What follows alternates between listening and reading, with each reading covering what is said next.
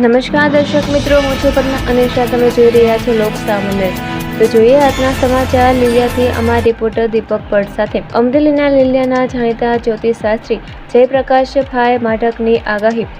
આવતી 28 ઓગસ્ટથી 2 સપ્ટેમ્બરમાં રાજ્યમાં ભારે વરસાદની સંભાવના વ્યક્ત કરતા અમરેલીના લીલિયાના જ્યોતિષશાસ્ત્રી જયપ્રકાશભાઈ માઢકની આગાહી.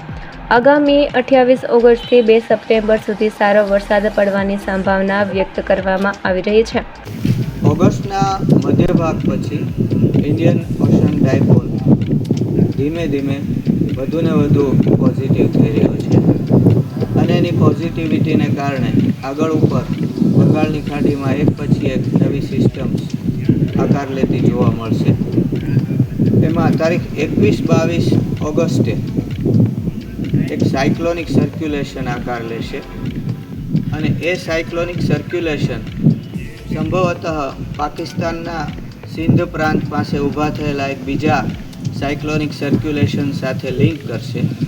ત્યાર પછી આ સાયક્લોનિક સર્ક્યુલેશન આગળ ગતિ કરશે અને ધીમે ધીમે એ ડિપ્રેશનમાં ફેરવાય એવી શક્યતા છે. ક્રમશઃ લો પ્રેશર અને ડિપ્રેશનમાં ફેરવાયેલા આ સિસ્ટમના ભારને કારણે મોન્સૂન ટ્રફ નીચે તરફ આવવા લાગશે, જે તારીખ 25 ઓગસ્ટથી ગુજરાત તરફ વધુને વધુ નમવા લાગશે, ઝૂકવા લાગશે.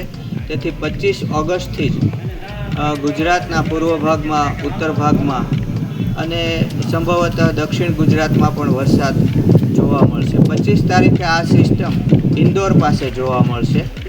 ત્યાર પછી વધુને વધુ નમતી આ સિસ્ટમને કારણે 28થી તારીખ 2 તારીખ સુધી, એટલે કે 2 સપ્ટેમ્બર સુધી ગુજરાતમાં ભારે વરસાદ જોવા મળે, અતિ ભારે વરસાદ જોવા મળે એવી એક શક્યતા રહેલી છે. કારણ કે આ સિસ્ટમ તારીખ 28થી 1-2 સપ્ટેમ્બર સુધી લગભગ ગુજરાતમાં જ રહેશે.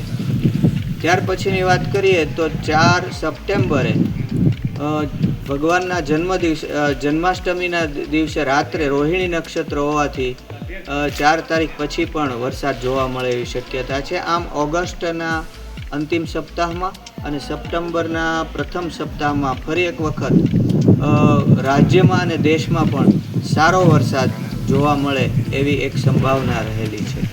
તો ફરી મળીશું એક નવા સમાચાર સાથે. ત્યાં સુધી જોતા રહો લોક સામાન્ય.